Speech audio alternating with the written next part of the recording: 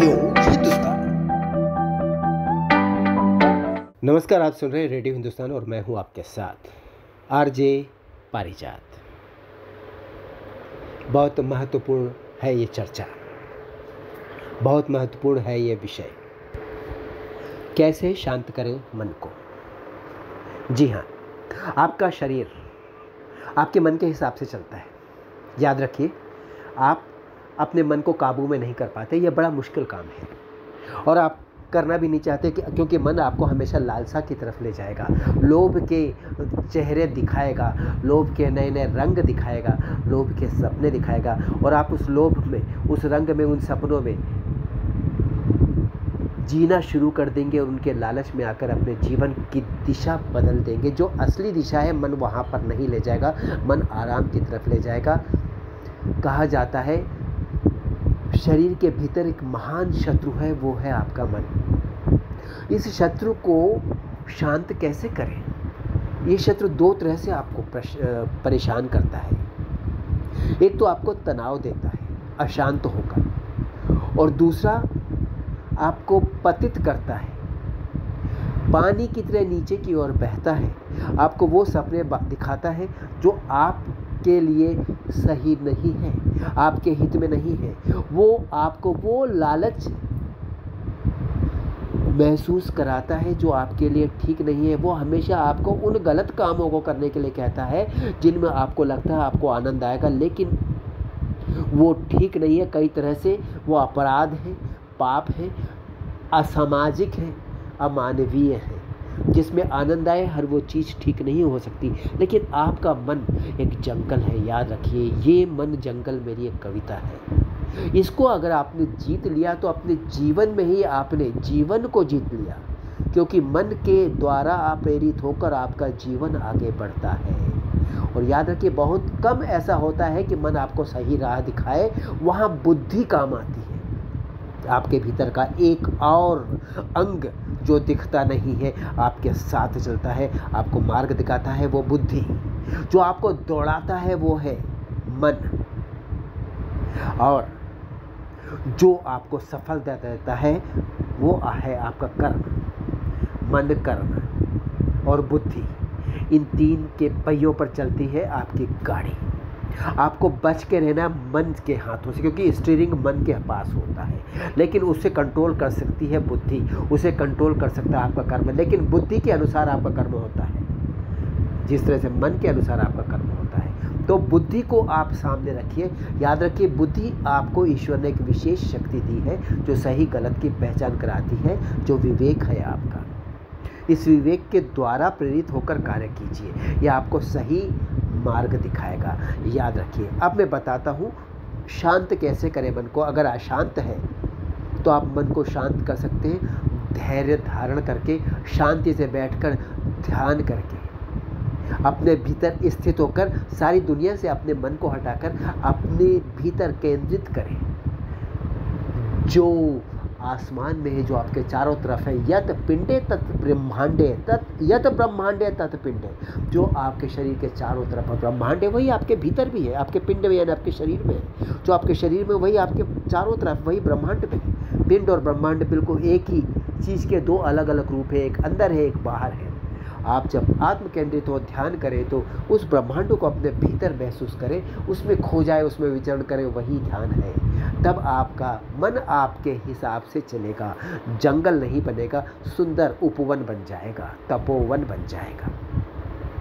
इस तरह से मन को शांत करें। दूसरा, मन एक बंदर की तरह है, अगर खाली है तो खाली मन शैतान का घर हो जाता है। इसको व्यस्त कर दे, इसको किसी काम में लगा दे, इसको किसी लक्ष्य में लगा दे, इसको किसी योजना के कर्तव्यान्वयन, योजना के कर्मान्वयन में, योजना के क्रियान्वयन में लगा दे। मन को व्यस्त रखेंगे तो यह बंदर व्यस्त रहेगा, आपको तंग नहीं करेगा, वरना आपके ही बाल नोच सकता है, आपको ही नोच खसोट करके आपको नुकसान पहुंचा सकता है। मन से बच के रहिए, मन को काबू में रखिए, बुद्धि से रखिए, ध्यान से रखिए और आत्म शक्ति के माध्यम से रखिए। तो ये तो हो गया अशांत मन को शांत करने का तरीका। अशांत मन को शांत करने के और भी तरीके हैं। मुस्कुराइए, गीत गाइए, संगीत में मन लगाइए, काव्य को पढ़िए, कहानी पढ़िए, साहित्य पढ़िए। अपने आप को, अपने मन को दूसरी सरस चीज़ों में, कलाओं में लगाइए, आपका मन शांत हो जाएगा। अगर वो अशांत है तो उसका कारण भौतिक ही हो सकता है। नुकसान हो गया, नौकरी नहीं मिली, बीवी के साथ लड़ाई हो गई, बच्चों से अनबन हो गई, पड़ोसियों से कुछ हो गया, ऑफिस में कुछ समस्या आ गई, पैसे का नुकसान हो गया, व्यापार में घाटा हो गया, वगैरह वगैरह। वो सब ठीक हो सकता है जो आप अपने कर्म योगी शक्ति को उजागर करके, सन्नद्ध करके, प्रवृत्त करके, कर्म योद्धा बन करके आप उसमें विजित हो सकते हैं। लेकिन अपने भीतर अशांत होना कोई भी समाधान नहीं है। उसके लिए आत्म केंद्रित होकर आत्मशक्ति के माध्यम से अपने को नियंत्रित करें, आत्मा को, मन को नियंत्रित करें और अपना कार्य करें योगी की भांति, मैकेनिकली करें। ये शरीर है, ये एक यंत्र है, ये एक यंत्र है, ये जीवन नहीं है। शरीर एक यंत्र है जो आपको जीवन जीने के लिए मिला है। आप इसके भीतर आत्मा बनकर बैठे। अब हो गई शांति की बात, अब तनाव की बात। मन के तनाव को शांत कैसे करें? मन के तनाव को शांत ईश्वर के नाम से किया जा सकता है, आत्मविश्वास के माध्यम से किया जा सकता है। जो तनाव है, जाहिर सी बात है, वो भी उसी कारण से जिससे अशांत हुआ आपका मन, जो कि आपके जीवन से, आपके आसपास के भौतिक संसार से जुड़े हो सकते हैं, किसी प्यार से जुड़े हो सकते हैं। आपको किसी चीज़ का तनाव हो सकता है, डर हो सकता है, भय हो सकता है, आपने कुछ गलत किया है, कुछ गलत कर सकते हैं, इसके कारण आपको भय है, या इसके पहले आपको भय है। भय, तनाव एक ही चीज़ के दो अलग अलग रूप हैं, वही अशांति का भी कारण। ये लगभग एक ही तरह की नकारात्मकता है जो तीन अलग अलग रूपों में है। इन सब को शांत करने के लिए एक तो ईश्वर का सहारा आपको लेना चाहिए, एक आत्मशक्ति का, क्योंकि आपके भीतर भी ईश्वर बैठे हुए हैं। जो आत्मा है वो ईश्वर का ही अंश है। तो वो आत्मशक्ति आपकी अपनी शक्ति है। ईश्वर पर विश्वास कीजिए, अपने कर्म पर विश्वास कीजिए, योजना बनाइए और जितनी समस्याएं हैं उनको शत्रु की भांति धराशायी करते हुए आगे बढ़ते चले जाइए। आपके जीवन की यात्रा नहीं रुकी। ये छोटे छोटे कांटे जो पैर में चुभते हैं आपको इस बड़ी यात्रा में रोक नहीं देते हैं। आप जीवन का मैराथन दौड़ रहे हैं, याद रखिए। इसलिए मन को अशांत हो तो शांत करना खुद सीखिए।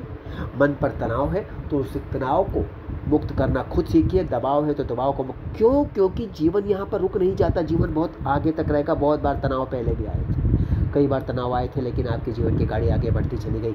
इसलिए तनाव में या दबाव में आकर जीवन को परेशान मत कीजिए, जीवन को आगे बढ़ने दीजिए और इस पर, अपनी मानसिक स्थिति पर नियंत्रण करने के लिए ध्यान कीजिए, ईश्वर का नाम लीजिए, अपने मन को कलाओं में लगाइए, सरस क्रियाओं में लगाइए। कि पुस्तकें पढ़िए, फिल्में देखिए, मनोरंजन कीजिए, हंसी मजाक कीजिए, गीत गाइए, संगीत सुनिए, संगीत में ध्यान लगाइए, संगीत में के रस में डूब जाइए। इस तरह से सरस हो जाइए तो ये दबाव और तनाव और ये अशांति की नकारात्मकताएं आपको घेर नहीं पाएंगी। इस तरह से आप आसानी से मुक्ति पा सकते हैं। वरना ये छोटी छोटी तनाव, छोटे छोटे दबाव, छोटे छोटे तनाव, छोटी छोटी अशांतियाँ आपको बहुत परेशान कर सकती हैं। इनको बढ़ने मत दीजिए। आप अपने जीवन को नियंत्रित करते हैं, ये छोटी छोटी चीज़ें आपको नियंत्रित कैसे कर सकती हैं? छोटे छोटे कंकड़ पत्थर हैं, आपके मार्ग में आने वाले छोटे छोटे विघ्न हैं, छोटे छोटे कांटे हैं, ये आपको रोक नहीं सकते। बस इस बात को जान लीजिए। चलता हूँ, फिर मिलूंगा मैं आपसे रेडियो हिंदुस्तान पर। तब तक करते रहिए काम, सुनते रहिए रेडियो हिंदुस्तान और बोलते रहिए जय श्री राम। पानी बचाइए, सबको सिखाइए, पेड़ लगाइए, सबको सिखाइए। राम राम।